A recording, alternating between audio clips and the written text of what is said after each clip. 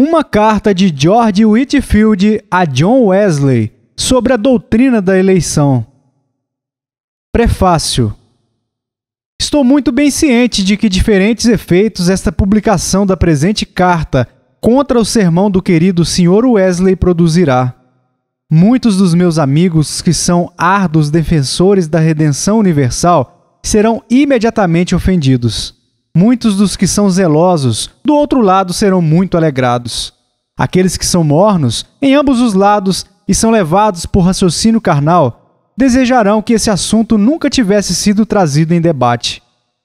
As razões pelas quais iniciei a carta, eu acho que são suficientes para corresponder a toda a minha conduta aqui. Desejo, portanto, que aqueles que sustentam a eleição não queiram triunfar ou fazer uma festa de um lado, pois eu detesto tal coisa, e que aqueles que têm preconceito contra esta doutrina não sejam tão ofendidos por outro lado. Conhecidos de Deus são todos os seus caminhos desde o início do mundo. O grande dia desvelará porque o Senhor permite que o caro Sr. Wesley e eu tenhamos uma maneira diferente de pensar. No momento, eu não farei nenhuma investigação sobre esse assunto, além do relato que ele mesmo deu sobre isso na seguinte carta, que recentemente recebi de suas próprias mãos queridas. Meu querido irmão, eu agradeço por você. 24 de maio. O caso é bastante simples. Há fanáticos tanto pela predestinação e contra ela. Deus está enviando uma mensagem para aqueles em ambos os lados. Mas também não a receberão, a não ser da parte de alguém que seja de sua própria opinião. Portanto, por um momento você sofre por ser de uma opinião, e eu de outra. Mas quando o seu tempo chegar, Deus fará o que o homem não pode, ou seja, nos fará de uma mente. Então, a perseguição se extinguirá e será visto se nós consideramos as nossas vidas queridas para nós mesmos, assim que possamos terminar nossa jornada com júbilo. Eu sou, meu queridíssimo irmão, sempre seu, John Wesley. Assim, meu honrado amigo, eu sinceramente peço a Deus que apresse o tempo, sendo por Ele claramente iluminado em todas as doutrinas da revelação divina, para que possamos, assim, estar estreitamente unidos em princípio e julgamento, bem como em coração e afeição. Então, se o Senhor nos chamou para isso, eu não me importo se eu for com Ele para a prisão ou a morte, pois, como Paulo e Silas, espero que cantemos louvores a Deus e consideremos isso a nossa maior honra. Sofrer por amor de Cristo e dar a nossa vida pelos irmãos. George Whitefield, Londres, 9 de agosto de 1740. Carta de Whitefield para Wesley sobre a doutrina da eleição. E chegando Pedro a Antioquia, lhe resisti na cara, porque era repreensível. Gálatas capítulo 2, versículo 11. Introdução. Reverendo e muito querido irmão, somente Deus sabe a indizível tristeza de coração que eu senti por sua causa desde que eu deixei a Inglaterra pela última vez. Quer seja debilidade minha ou não, eu francamente confesso que Jonas não poderia ir com mais relutância contra Nínive do que eu agora tomo a pena na mão para escrever contra você. Foi essencial falar, eu preferiria morrer a fazê-lo. E ainda assim, se eu sou fiel a Deus e a mim mesmo e às almas dos outros, eu não devo permanecer neutro por mais tempo. Estou muito apreensivo de que nossos adversários comuns se regozijarão ao verem diferenças entre nós mesmos. Mas o que eu posso dizer? Os filhos de Deus estão em perigo de cair em erro. Não muitos foram enganados a quem Deus tem se agradado de operar sobre o meu ministério, e um número maior ainda está clamando em voz alta sobre mim para que eu expresse também a minha opinião. Devo então mostrar que eu não conheço nenhum homem segundo a carne e que eu não tenho respeito às pessoas além do que é consistente com o meu dever para com o meu Senhor e Mestre, Jesus Cristo. Esta carta, sem dúvida, me fará perder muitos amigos e por este motivo, talvez, Deus colocou essa difícil tarefa sobre mim, mesmo para ver se eu estou disposto a abandonar tudo por Ele ou não. A partir de tais considerações como estas, eu acho que é o meu dever sustentar um testemunho humilde e sinceramente pleitear as verdades das quais estou convencido serem claramente reveladas na Palavra de Deus. na defesa das quais eu devo usar da maior simplicidade no falar e tratar meus mais queridos amigos sobre a terra com a maior simplicidade, fidelidade e liberdade, deixando as consequências de tudo a Deus. Por algum tempo antes, especialmente desde a minha última partida da Inglaterra, tanto em público e privado, através da pregação e impressão, você tem propagado a doutrina da redenção universal. E quando eu me lembro de como Paulo repreendeu Pedro por sua dissimulação, Gálatas capítulo 2, versículo 11, temo que eu tenha permanecido pecaminosamente em silêncio por muito tempo.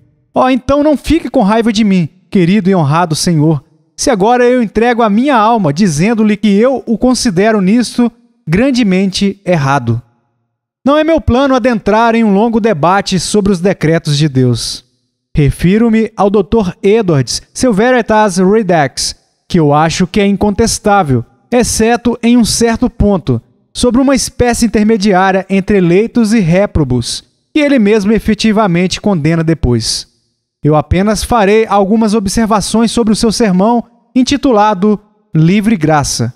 E antes que eu entre no discurso em si, permita-me tomar uma pequena nota de que, em seu prefácio, você expressa uma obrigação indispensável para torná-lo público para todo o mundo. Eu devo confessar que eu sempre pensei que você estava muito enganado sobre aquele ponto. O caso, você sabe, permanece assim. Quando você estava em Bristol, eu acho que você recebeu uma carta de uma mão secreta, ordenando-lhe a não pregar o Evangelho, porque você não pregava a eleição. Sobre isso, você tomou partido. A resposta foi pregar e imprimir. Tenho muitas vezes questionado como eu faço agora se, ao fazê-lo, você não tentou o Senhor. Um oportuno exercício de prudência religiosa, sem uma sorte, o teria conduzido nesse assunto. Além disso, eu nunca ouvi falar que você consultou a Deus se a eleição era ou não uma doutrina evangélica. Mas temo que, considerando isso como certo que não era, você só perguntou se deveria ficar em silêncio ou pregar e imprimir contra ela. Seja isso o que for, a sorte saiu pregar e imprimir. Consequentemente, você pregou e imprimiu contra a eleição. A meu desejo, você suprimiu a publicação do sermão enquanto eu estava na Inglaterra, mas logo o enviou ao mundo após a minha partida. Que você o mantivesse guardado.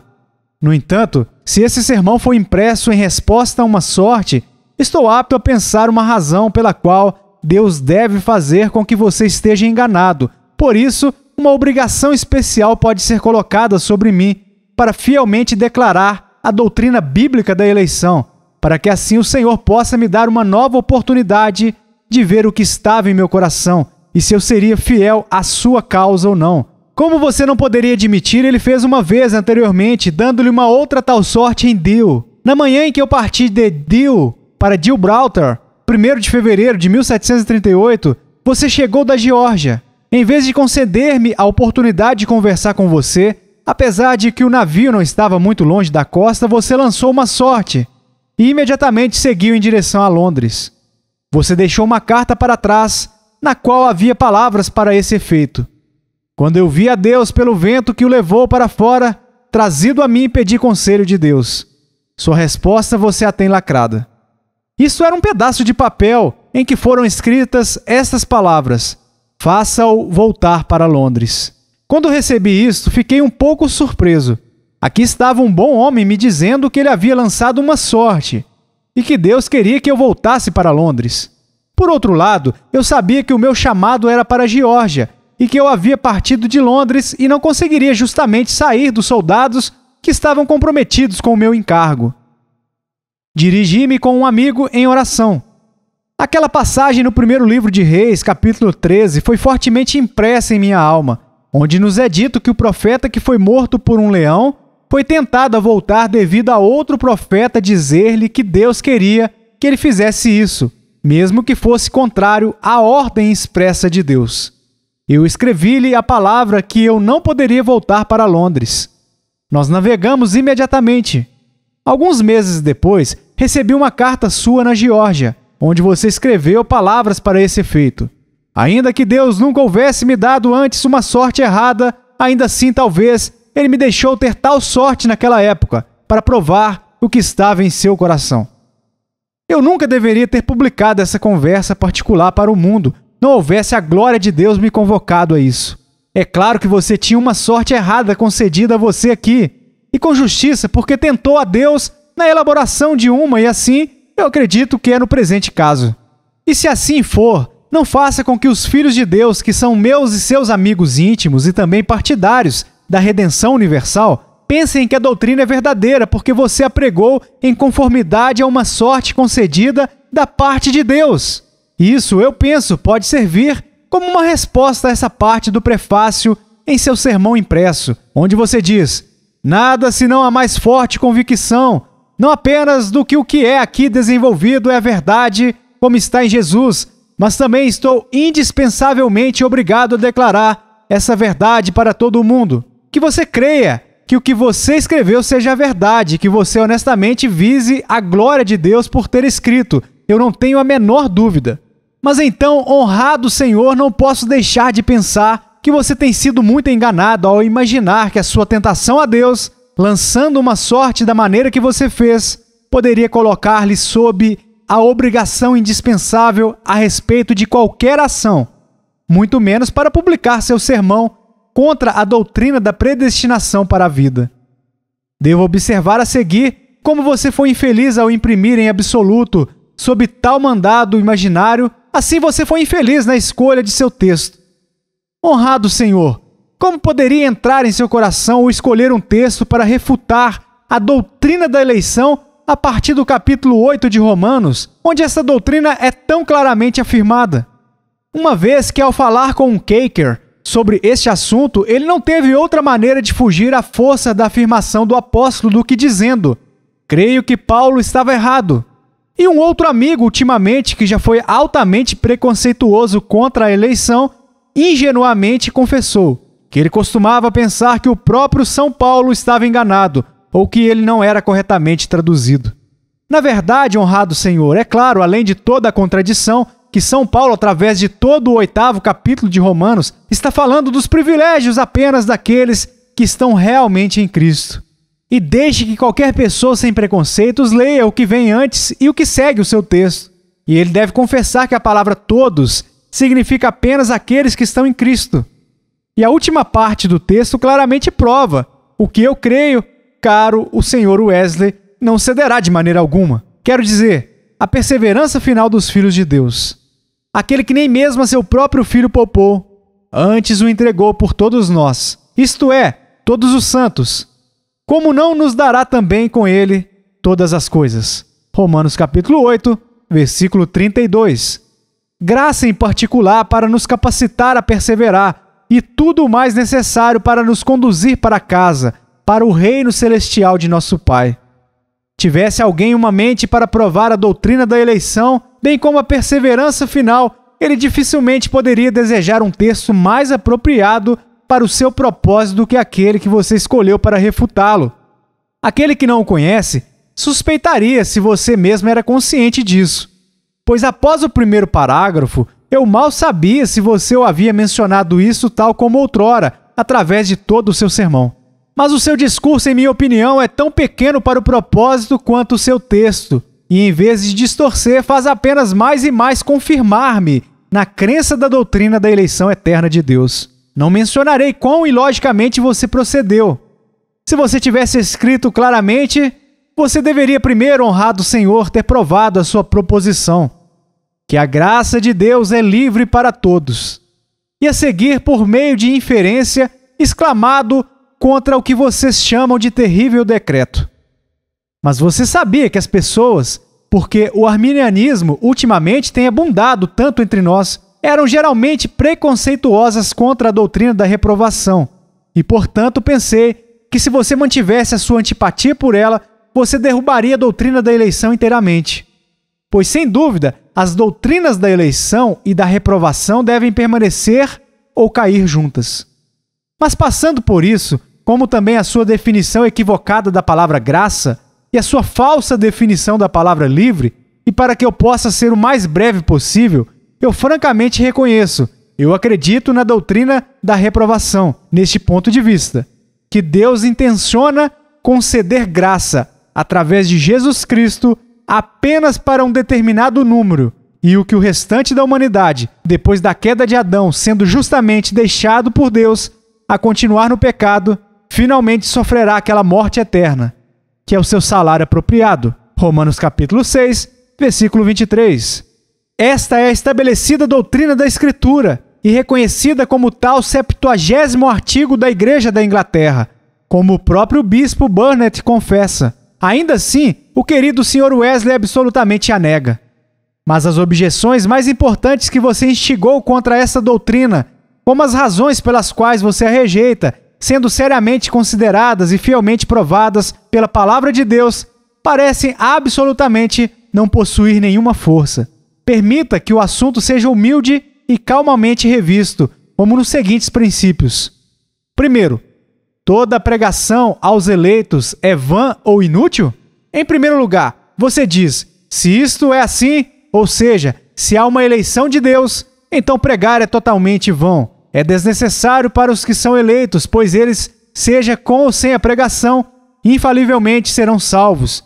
Portanto, a finalidade de pregar para salvar almas é nula no que diz respeito a eles, e é inútil para os que não são eleitos, pois eles não podem ser salvos. Eles, seja com ou sem a pregação, infalivelmente serão condenados. A finalidade da pregação é, portanto, nula semelhantemente em relação a eles, de modo que em ambos os casos a nossa pregação é vã, e sua audição também é vã. Página 10, parágrafo 9. Ó, caro Senhor, que tipo de raciocínio, ou melhor, de sofisma é este? Deus, que indicou a salvação a um certo número, também não indicou a pregação da palavra como um meio de trazê-los a isso? Será que alguém sustenta a eleição em qualquer outro sentido? E se assim, como a pregação é inútil para aqueles que são eleitos, quando o evangelho é designado pelo próprio Deus para ser o poder de Deus para a salvação eterna deles? E desde que nós não sabemos quem são eleitos e quem são os réprobos, devemos pregar sem distinção a todos. Pois a palavra pode ser útil até mesmo para os não eleitos, ao restringi-los de tanta impiedade do pecado. No entanto, é suficiente exercitar a máxima diligência na pregação e audição, quando consideramos que por estes meios, alguns mesmo, a todos quantos o Senhor tem ordenado para a vida eterna, devem certamente ser vivificados e habilitados a crer. E aquele que atende, especialmente com reverência e cautela, porventura, não pode dizer que ele pode ser encontrado dentre o bem-aventurado número? Número 2. Ela destrói a santidade e as ordenanças de Deus? Em segundo lugar, você diz que ela, a doutrina da eleição e reprovação, diretamente tende a destruir a santidade, que é o fim de todas as ordenanças de Deus. Pois, diz o querido enganado Sr. Wesley, são totalmente retirados aqueles primeiros motivos para seguir a ela, tão frequentemente proposto nas Escrituras, a esperança da recompensa futura e temor da punição, a esperança do céu e o temor do inferno e etc. Eu pensei que aquele que conduz à perfeição, a tal alto nível, como o caro Sr. Wesley o faz, saberia que um verdadeiro amante do Senhor Jesus Cristo esforça-se para ser santo, por amor de ser santo, e trabalha para Cristo por amor e gratidão, sem qualquer relação com as recompensas do céu ou com o medo do inferno. Você se lembra, meu caro Senhor, o que Scougal diz? O amor é o motivo mais poderoso que os impulsiona. Mas passando por isso e admitindo que recompensas e punições, como certamente o são, podem ser motivos a partir dos quais um cristão seja honestamente compelido a agir para Deus, como é que a doutrina da eleição destrói esses motivos? Os eleitos não sabem que quanto mais boas obras eles fizerem, maior será o seu galardão? E não é este incentivo o suficiente para firmá-los e levá-los a perseverar em trabalhar para Jesus Cristo? E como é que a doutrina da eleição destrói a santidade? Quem mais pregou qualquer outra eleição além do que o apóstolo pregou quando ele disse: elegido em santificação do Espírito e fé da verdade? 2 Tessalonicenses capítulo 2, versículo 13. Não é a santidade feita uma marca de nossa eleição por todos que a pregam? E como pode então a doutrina da eleição destruir a santidade? O exemplo que você traz para ilustrar sua afirmação, de fato, meu caro Senhor, é muito impertinente. Pois você diz, se um homem doente sabe que ele deve inevitavelmente morrer ou inevitavelmente recuperar-se, embora ele não saiba o que, não é razoável tomar qualquer medicamento em absoluto. Caro senhor, que raciocínio absurdo é feito aqui? Você esteve alguma vez doente em toda a sua vida? Se assim for, a mera probabilidade ou possibilidade de sua recuperação, embora você saiba que era inalteravelmente fixo que você deva viver ou morrer, não o encorajaria a tomar o remédio? Pois, como você saberia se, porventura, o próprio medicamento não fosse o meio de Deus destinado a recuperá-lo? Exatamente assim é com a doutrina da eleição. Eu sei que está inalteravelmente estabelecido. Pode alguém dizer que eu devo ser condenado ou salvo. Mas desde que eu não sei, com certeza, porque eu não me esforçaria, embora no momento, em um estado natural, já que eu não sei, senão que esse esforço pode ser um meio que Deus tenha a intenção de abençoar, a fim de me pôr em um estado de graça? Caro Senhor, considere essas coisas. Faça uma aplicação imparcial e, em seguida, julgue que pouca razão você tinha para concluir o 10º parágrafo, página 12, com essas palavras. Então, essa doutrina diretamente tende a fechar a própria porta da santidade em geral e impedir os homens profanos de alguma vez se aproximarem dela ou se esforçarem para entrar por ela. Como diretamente, você diz, a doutrina tende a destruir vários ramos particulares da santidade, como a mansidão, o amor e etc. Eu devo dizer pouco, querido senhor, em resposta a este parágrafo. O prezado Sr. Wesley talvez tenha disputado com alguns homens mornos, de espírito estreito, que sustentavam a eleição. Então, infere que a sua mornidão e estreiteza de espírito eram devidas aos seus princípios? Mas o caro Sr. Wesley não conhece muitos filhos amados de Deus que são predestinarianos, que ainda assim são mansos, humildes, piedosos, corteses, compassivos, amáveis, de um espírito universal e que esperam ver o mais vil e devasso dos homens convertido? E por quê? Porque eles sabem que Deus os salvou por um ato de seu amor eletivo. Eles não conhecem nada, senão que ele pode ter elegido aqueles que agora parecem ser os mais perdidos. Mas, meu caro Senhor, não devemos julgar a verdade dos princípios em geral, nem este da eleição em particular, inteiramente a partir da prática de alguns que professam sustentá-los. Se assim for, tenho certeza que muito pode ser dito contra o seu próprio. Pois eu apelo para o seu próprio coração, se você sentiu ou não em si mesmo, ou observou em outros, um espírito estreito e alguma desunião de alma em relação àqueles que sustentam a redenção universal. Se assim for, então, de acordo com a sua própria regra, a redenção universal está errada, porque destrói vários ramos da santidade, como mansidão, amor e etc. Mas para não insistir nisso, peço-lhe que observe que a sua inferência é inteiramente posta de lado pela força do argumento do apóstolo e da linguagem que ele expressamente utiliza em Colossenses capítulo 3, versículo 12 e 13.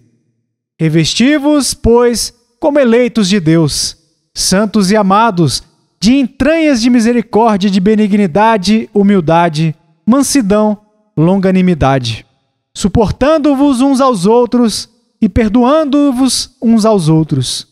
Se alguém tiver queixa contra outro, assim como Cristo vos perdoou, assim fazei vós também. Aqui vemos que o apóstolo os exorta a revestirem-se de entranhas de misericórdia, de benignidade, humildade, mansidão, longanimidade, etc. Sobre essa consideração a saber que eles eram eleitos de Deus. E todos os que experimentalmente sentiram essa doutrina em seus corações encontram que essas graças são os efeitos genuínos de serem eleitos de Deus. Mas talvez o querido Sr. Wesley pode estar enganado neste ponto, ao chamar de paixão o que é apenas zelo pelas verdades de Deus. Você sabe, meu caro Senhor, o apóstolo nos exorta a batalhar pela fé que uma vez foi dada aos santos. Judas 1:3. E, portanto, você não deve condenar todo aquele que parece zeloso da doutrina da eleição, como estreito de espírito ou perseguidor, porque eles acham que é dever deles se opor a você. Tenho certeza de que eu te amo nas entranhas de Jesus Cristo e acho que eu poderia dar a minha vida por sua causa. Mas ainda assim, meu caro Senhor, eu não posso ajudar tenazmente a oposição de seus erros sobre este importante assunto, porque eu penso que você calorosamente, embora não intencionalmente, se opõe à verdade como está em Jesus. Que o Senhor remova as escamas de preconceito dos olhos do seu espírito e lhe conceda um zelo de acordo com o verdadeiro conhecimento cristão. Número 3. Isso destrói consolos e felicidade? Em terceiro lugar, diz o seu sermão: essa doutrina tende a destruir os consolos da religião, a felicidade do cristianismo e etc. A experiência real. Mas como é que o Sr. Wesley sabe disso? Alguém que nunca acreditou na eleição? Eu acredito que aqueles que já passaram por isso concordarão com o nosso artigo 17. Que a piedosa consideração da predestinação e eleição em Cristo é plena de doçura, deleite e conforto indescritível para pessoas piedosas, e tal como sentem em si mesmas o operar do Espírito de Cristo, mortificando as obras da carne e seus membros terrenos, e inclinando os seus espíritos às coisas altas e elevadas, bem como porque isso grandemente estabelece e confirma a sua fé e salvação eterna, a ser desfrutada por meio de Cristo. Por esta causa veemente arde o seu amor em direção a Deus, e etc. Isso claramente demonstra que os nossos reformadores piedosos não pensaram que a eleição destrói a santidade ou o consolo da religião. Quanto a mim, essa doutrina é o meu apoio diário. Eu totalmente afundaria sob o temor de minhas iminentes tribulações, se eu não estivesse firmemente persuadido que Deus me escolheu em Cristo antes da fundação do mundo, e que agora, sendo eficazmente chamado, Ele não permitirá que ninguém me arrebate de sua mão onipotente. Consolo. Você prossegue assim: isso é evidente como a todos aqueles que acreditam ser reprovados, ou apenas suspeitam ou temem isso. Todas as grandes e preciosas promessas estão perdidas para eles. Elas não lhes fornecem nenhum raio de consolo. Em resposta a isso, deixe-me observar que nenhum vivificado, especialmente ninguém que é desejoso por salvação, pode conceber que eles não são do número dos eleitos de Deus. Ninguém, senão o não convertido, pode ter qualquer motivo justo ao ponto de temer isso.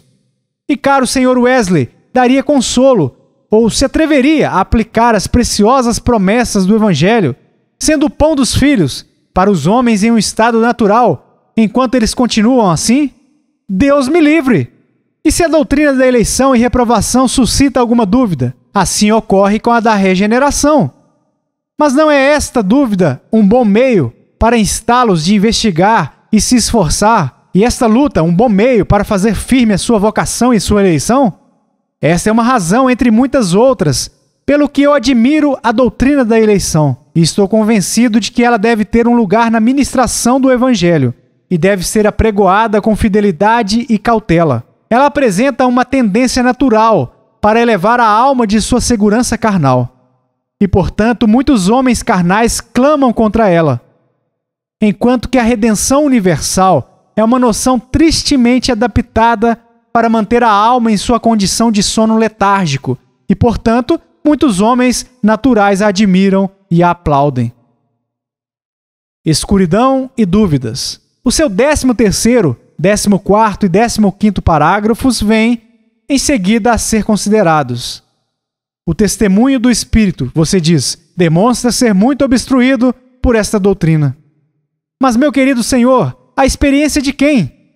Não é a sua própria? Pois, no seu diário, a partir de seu embarque para a Geórgia, ao seu retorno a Londres, você parece reconhecer que você não o tem e, portanto, você não é juiz competente nessa matéria. Você deve querer dizer, então, a experiência de outros, porque você diz no mesmo parágrafo: mesmo aqueles que provaram desta boa dádiva, ainda em breve a perdiam novamente. Eu suponho que você queira dizer, perdiam a percepção disso novamente, e caíram de volta para as dúvidas, e os medos e as trevas, Mesmo terrível escuridão pôde ser sentida, e etc. Agora, quanto à escuridão da deserção, não foi esse o caso do próprio Jesus Cristo, depois de ter recebido a unção imensurável do Espírito Santo? Não esteve a sua alma cheia de tristeza até a morte no jardim? E ele não foi rodeado de uma escuridão horrível, até mesmo uma escuridão que pôde ser sentida, quando na cruz ele clamou: meu Deus, por que me desamparaste?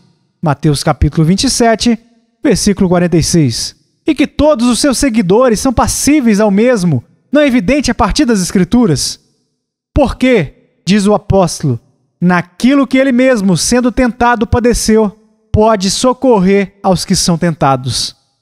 Hebreus capítulo 2, versículo 18. E não é a sua suscetibilidade a isso consistente com a conformidade a ele no sofrimento que seus membros devem suportar? Por que então as pessoas caem em escuridão depois de terem recebido o testemunho do Espírito? Seria qualquer argumento contra a doutrina da eleição? No entanto, você diz: muitíssimos daqueles que não a sustentam em todas as partes da terra têm desfrutado o testemunho ininterrupto do Espírito, a luz contínua da face de Deus, a partir do momento em que eles acreditaram primeiramente por muitos meses ou anos, até o dia de hoje. Mas como é que o caro Sr. Wesley sabe disso? Será que ele consultou a experiência de muitíssimos em todas as partes da terra? Ou ele pode ter certeza de que ele antecipou-se em fundamentos suficientes? Seguiria que eles mantiveram esta luz porque não acreditaram na doutrina da eleição? Não! Ela, de acordo com os sentimentos de nossa igreja, grandemente confirma e estabelece uma verdadeira fé cristã da salvação eterna por Cristo. E é uma âncora de esperança, segura e firme, quando ele caminha nas trevas e não vê nenhuma luz, como certamente ocorre, mesmo depois de haver recebido o testemunho do Espírito, seja o que for que você ou outros possam imprudentemente afirmar em contrário.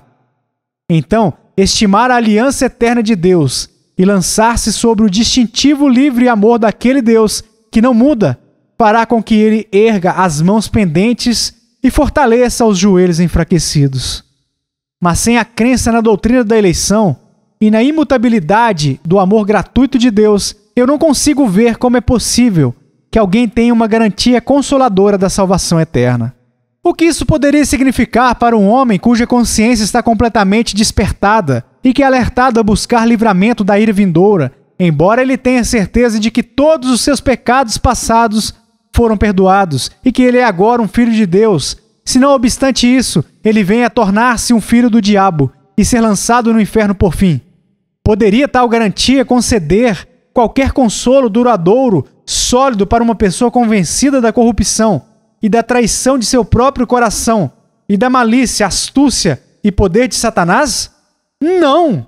Apenas o que merece o nome de uma plena segurança de fé é uma tal garantia que encoraja o crente, sob o sentido de sua participação no amor distintivo, para desafiar a todos os seus adversários, sejam homens ou demônios, e que com relação à destruição de todas as tentações futuras, bem como do presente, digam com o apóstolo: quem intentará acusação contra os escolhidos de Deus?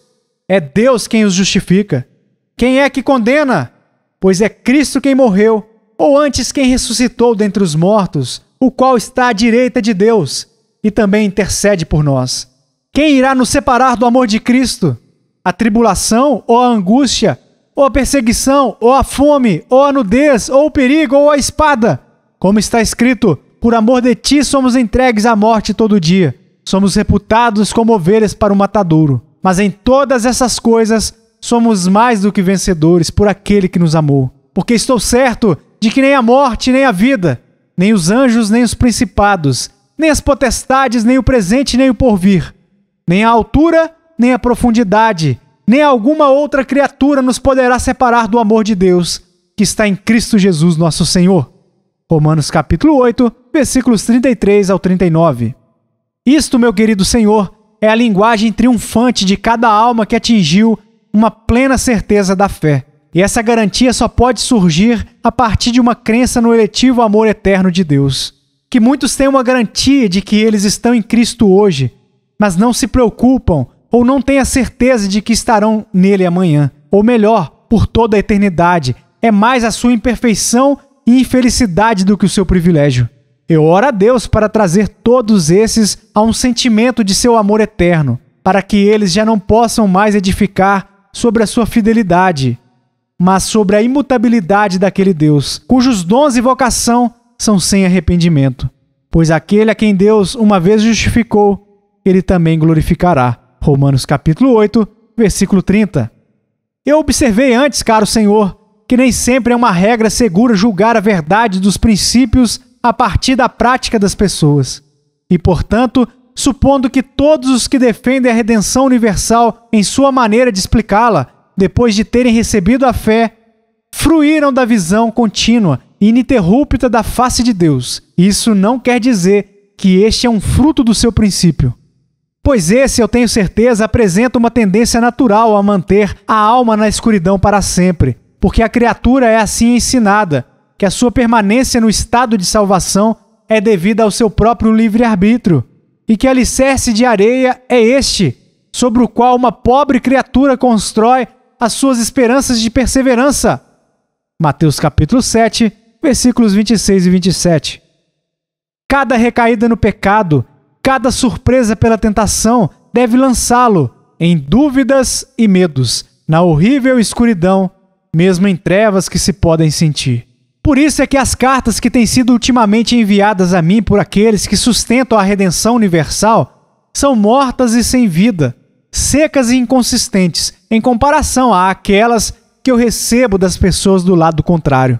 Aqueles que estabeleceram a si próprios no esquema universal, embora possam começar no espírito, seja o que for que eles possam dizer do contrário, estão terminando na carne e edificando uma justiça fundamentada em sua própria vontade, enquanto os outros triunfam na esperança da glória de Deus e edificam sobre a promessa de Deus que nunca falha e amor imutável, mesmo quando sua presença sensível é retirada deles.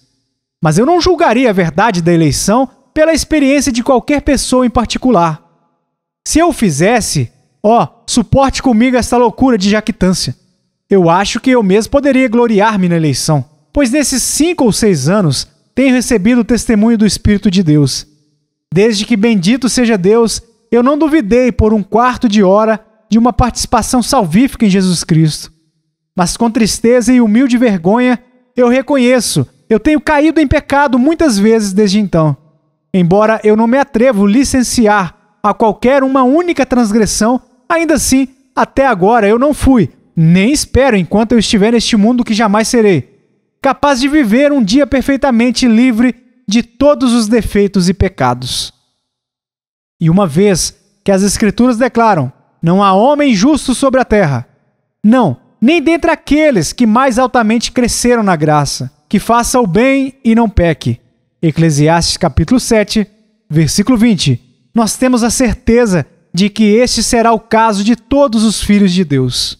A experiência universal e o reconhecimento disto entre os piedosos de todos os tempos são abundantemente suficientes para refutar o erro daqueles que defendem, em sentido absoluto, que depois que um homem nasce de novo, não pode cometer pecado, especialmente uma vez que o Espírito Santo condena as pessoas que dizem que não pecam, como enganando a si mesmos, como sendo privadas da verdade e como fazendo de Deus um mentiroso. 1 João capítulo 1, versículos 8 e 10. Eu também estive contristado por várias provações. Espero estar muitas vezes assim antes de morrer. Assim ocorreu com os próprios apóstolos e cristãos primitivos. Assim foi com Lutero, aquele homem de Deus, que tanto quanto eu posso encontrar, não categoricamente, pelo menos, defendeu a eleição. E o grande John Earndt, que esteve em extrema perplexidade apenas 1/4 de hora antes de morrer, e ainda assim ele não era predestinariano. E se eu devo falar livremente, eu acredito que a sua luta tão árdua contra a doutrina da eleição e súplica tão veemente por uma perfeição sem pecado estão entre as razões ou causas culpáveis pelo que você está mantido fora das liberdades do Evangelho e daquela plena segurança da fé que fruem aqueles que experimentalmente provaram e diariamente alimentam-se do amor eterno eletivo de Deus. Mas talvez você possa dizer que Lutero e Yandi não eram cristãos, pelo menos dos mais fracos. Eu sei que você pensa mesquinhamente de Abraão, embora ele fora eminentemente chamado de amigo de Deus, e creio eu também de Davi, o homem segundo o coração de Deus. Não é de admirar, portanto, que uma carta que você me enviou uma vez, há não muito tempo, tenha escrito que nenhum escritor batista ou presbiteriano que havia lido sabiam algo sobre as liberdades em Cristo. O quê? Nem Bunyan, Henry, Flavel, Halliburton, nem os teólogos da Nova Inglaterra e Escócia? Veja, meu caro senhor, que espírito estreito e falta de caridade emergem de seus princípios, e então também não reclame mais contra a eleição por considerá-la sendo destrutiva da mansidão e do amor. Número 4. Há milhares e milhões de homens sem culpa condenados ao fogo eterno? Em quarto lugar, prosseguirei agora a outro tópico. Diz o caro Sr. Wesley: quão desconfortável é este pensamento que milhares e milhões de homens, sem qualquer ofensa precedente ou culpa deles, foram imutavelmente condenados ao fogo eterno. Mas quem alguma vez afirmou que milhares e milhões de homens, sem qualquer precedente, ofensa ou culpa deles, foram imutavelmente condenados ao fogo eterno? Eles não acreditam que os homens condenados por Deus ao fogo eterno também creem que Deus olhou para eles como homens caídos em Adão? E que o decreto que instituiu a punição primeiro considerou o crime pelo qual foi merecida? Como então eles são condenados sem qualquer culpa anterior? Certamente o Sr. Wesley confessará a justiça de Deus ao imputar o pecado de Adão à sua posteridade.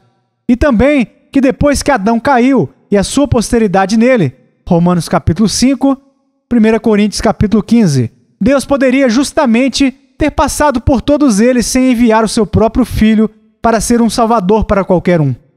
A menos que você concorde plenamente com esses dois pontos, você não acredita no pecado original corretamente. Se você os confessar, então você confessará a doutrina da eleição e reprovação, sendo altamente justo e razoável.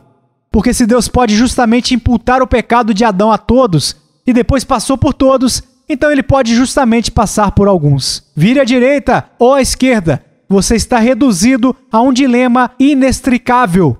E se você fosse consistente, você deveria ou abandonar a doutrina da imputação do pecado de Adão, ou receber a amável doutrina da eleição, com uma santa e justa reprovação como sua consequente.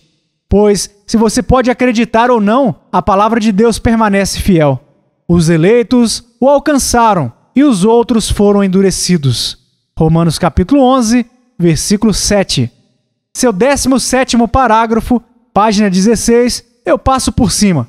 O que foi dito no 9º e 10º parágrafos, com uma pequena alteração, responderá a isso. Direi apenas: é a doutrina da eleição que mais me pressiona a abundar em boas obras. Estou disposto a sofrer todas as coisas por causa dos eleitos. Isso me faz pregar com consolo, porque eu sei que a salvação não depende do livre-arbítrio do homem, mas o Senhor os torna dispostos no dia do seu poder, e pode usar-me para trazer alguns eleitos para casa, quando e onde ele se agradar. Mas, número 5, isto subverterá a totalidade da religião cristã? Em quinto lugar, você diz: esta doutrina tem uma direta tendência manifesta para subverter toda a religião cristã. Pois, você diz, supondo que aquele eterno decreto imutável, uma parte da humanidade deve ser salva, embora a revelação cristã não seja presente. Meios não causa e efeito. Mas, querido Senhor, como que isso ocorre? Uma vez que é apenas pela revelação cristã que somos familiarizados com o plano de salvação de sua igreja pela morte de seu Filho. Sim, é estabelecido na aliança eterna que esta salvação deve ser aplicada aos eleitos através do conhecimento e da fé nele. Como diz o profeta, com seu conhecimento o meu servo justo justificará a muitos. Isaías capítulo 53, versículo 11. Como então a doutrina da eleição tem uma tendência direta para subverter toda a revelação cristã? Quem alguma vez pensou que a declaração de Deus a Noé, que o tempo de plantio e colheita nunca cessaria, poderia permitir um argumento para a negligência de lavrar ou semear? Ou que o imutável propósito de Deus que a colheita não falharia tornou o calor do sol ou a influência dos corpos celestes desnecessário para produzi-la? Não mais o propósito absoluto de Deus de salvar seus escolhidos exclui a necessidade da revelação do Evangelho ou o uso de qualquer um dos meios através do qual ele determinou que o decreto fosse efetuado.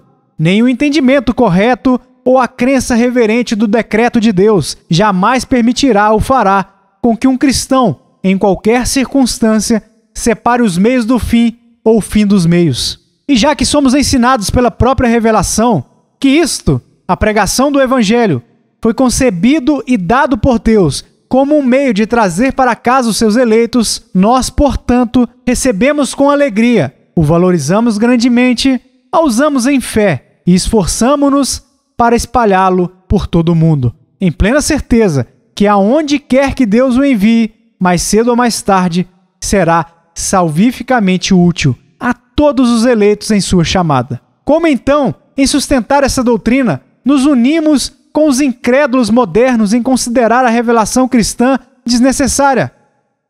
Não, caro Senhor, você errou. Infiéis de todos os tipos estão do seu lado da questão. Deístas, arianos e socinianos acusam a soberania de Deus e apoiam a redenção universal. Peço a Deus que o querido sermão do Sr. Wesley, como este tem entristecido o coração de muitos dos filhos de Deus, não possa também fortalecer as mãos de muitos de seus inimigos mais declarados.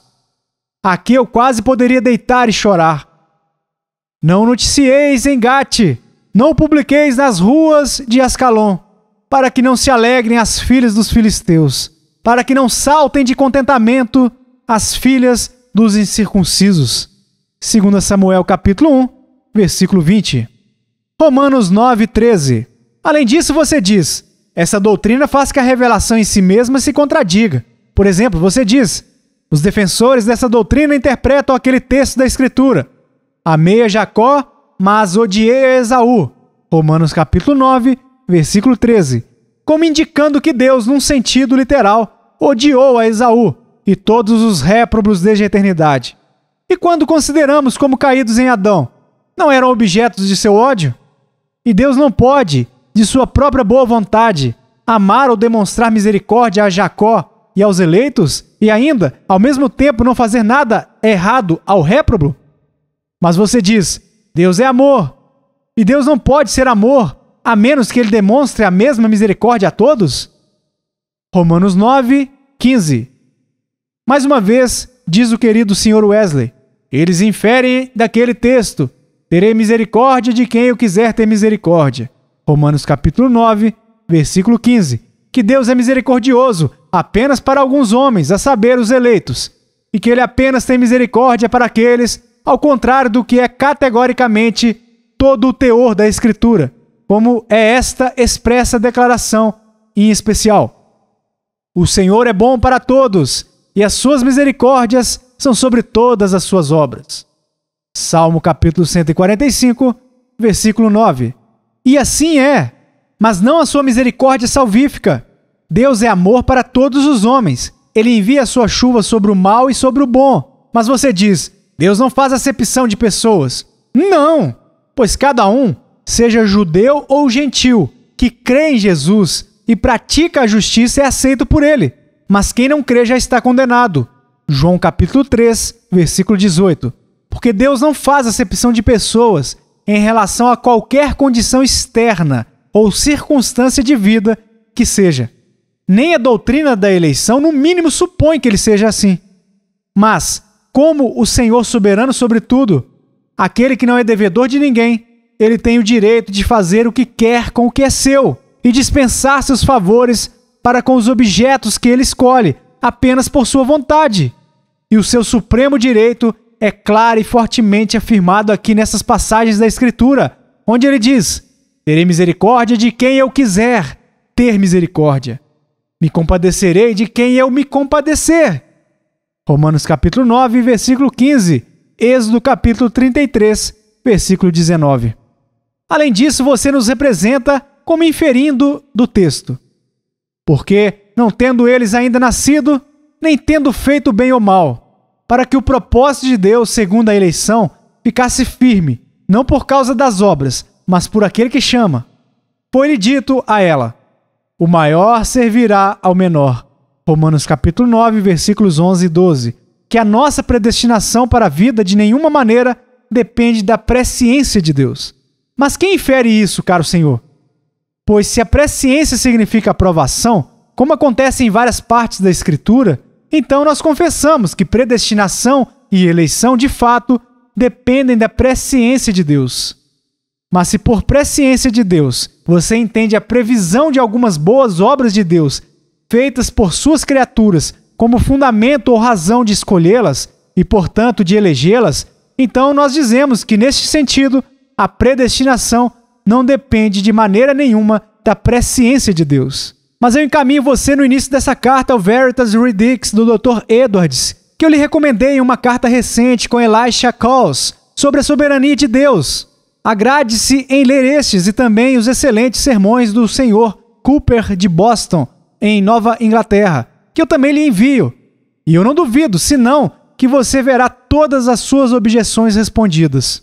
Todavia, eu gostaria de observar que depois de toda a nossa leitura em ambos os lados da questão, nunca nesta vida seremos capazes de investigar os decretos de Deus em perfeição. Não antes devemos humildemente adorar o que não podemos compreender, e com o grande apóstolo no final de nossas investigações, clamar: ó profundidade, e etc. Ou com o nosso Senhor, quando ele estava admirando a soberania de Deus: sim, ó Pai, porque assim te aprouve. Romanos capítulo 11, versículo 33.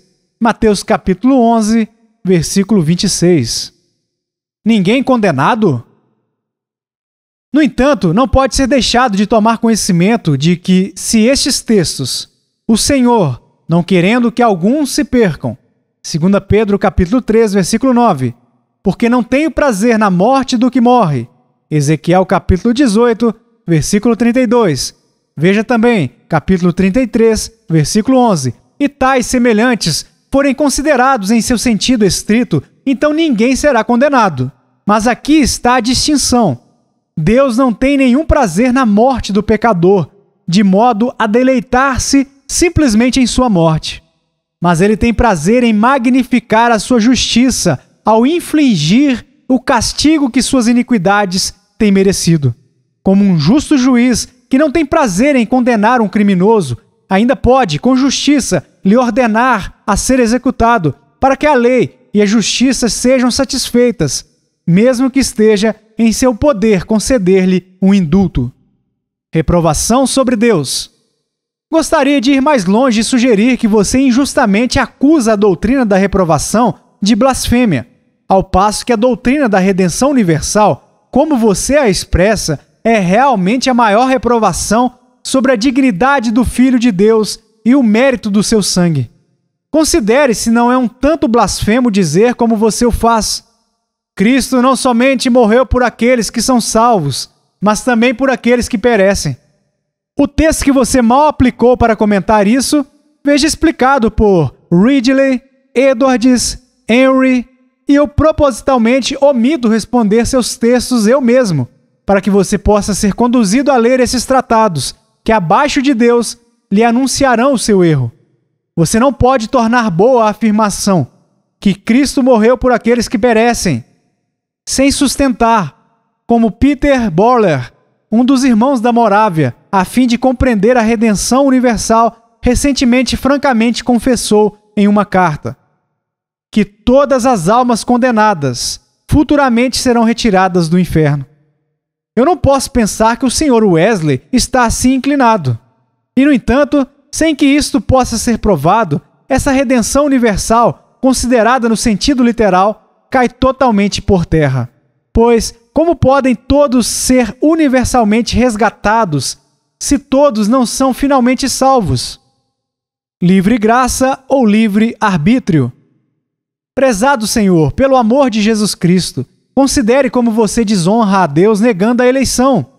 Você claramente faz a salvação depender não somente da livre graça de Deus, mas do livre arbítrio do homem. E se assim, isto é mais do que provável, Jesus Cristo não teria tido a satisfação de ver o fruto de sua morte na salvação eterna de uma alma. A nossa pregação seria, então, vã, e todos os convites para as pessoas crerem nele também seriam em vão. Mas bendito seja Deus, nosso Senhor sabia por quem ele morreu. Houve um pacto eterno entre o Pai e o Filho. Um determinado número foi nessa ocasião dado a ele, como a compra e recompensa de sua obediência e morte. Por estes ele orou, João capítulo 17, e não pelo mundo. Por estes, e estes somente, ele agora está intercedendo, e com a salvação deles, ele estará plenamente satisfeito. Eu propositalmente omiti fazer quaisquer observações particulares sobre as várias últimas páginas de seu sermão. Na verdade, não tinham o seu nome, caro Senhor, estando prefixados ao sermão. Eu não poderia ter sido tão desamoroso a ponto de pensar que você foi o autor de tal sofisma. Você suplica o questionamento dizendo que Deus declarou, se bem que para você próprio, eu suponho, alguns serão condenados, que ele salvará a todos, ou seja, cada pessoa individualmente. Você toma isso por garantido, pois você não tem nenhuma prova sólida, que Deus é injusto. Se ele passa por alguém, então você exclama contra o decreto horrível. E ainda assim, como antes eu sugeri, ao manter a doutrina do pecado original, você professa crer que ele poderia justamente ter passado por todos. Querido caro Senhor, não se ofenda. Por amor de Cristo, não seja imprudente. Dê-se à leitura. Estude o pacto da graça. Rebaixe o seu raciocínio carnal. Seja uma pequena criança. E então, em vez de penhorar a sua salvação, como você fez em um inário recente, se a doutrina da redenção universal não for verdadeira, em vez de falar de perfeição sem pecado, como você fez no prefácio daquele livro de hinos, e fazendo com que a salvação do homem dependa de seu próprio livre-arbítrio, como você o fez neste sermão, você comporá um hino em louvor ao distintivo amor soberano. Você alertará os fiéis contra os esforços para operar uma perfeição fora de seus próprios corações e imprimirá outro sermão inverso àquele e o intitulará, deveras, a livre graça. Livre, não porque gratuita a todos, mas livre porque Deus pode retê-la ou concedê-la a quem e quando lhe aprouver. Até que você faça isso, eu tenho que duvidar se você conhece ou não a si mesmo. Entretanto, não posso senão culpá-lo por censurar o clero de nossa igreja, por não manter os seus artigos, quando você mesmo, por seus princípios, nega positivamente o 9º, 10º e 17º. Caro Senhor, essas coisas não deveriam ser assim. Deus conhece o meu coração. Como eu lhe disse antes, assim eu declaro novamente, nada além de unicamente considerar a honra de Cristo obrigou esta minha carta. Eu amo você e honro por causa dele. E quando eu vier a juízo, agradecerei diante dos homens e dos anjos, pelo que você tem feito, abaixo de Deus, a minha alma. Não, eu estou persuadido, o verei, caro Sr. Wesley, convencido da eleição e do amor eterno. E muitas vezes me enche de deleite pensar como eu o verei lançando sua coroa aos pés do Cordeiro, e como isso será cheio de um santo corar por se opor à soberania divina na forma que você o fez. Mas eu espero que o Senhor lhe mostrará isso antes que você se vá daqui. Como eu anelo por esse dia! Se o Senhor se agradasse em fazer uso dessa carta para essa finalidade, seria abundantemente alegre o coração, querido e honrado Senhor, do seu afeiçoado, embora indigno, irmão e servo em Cristo. George Whitefield, Bethesda, em Geórgia, 24 de dezembro de 1740.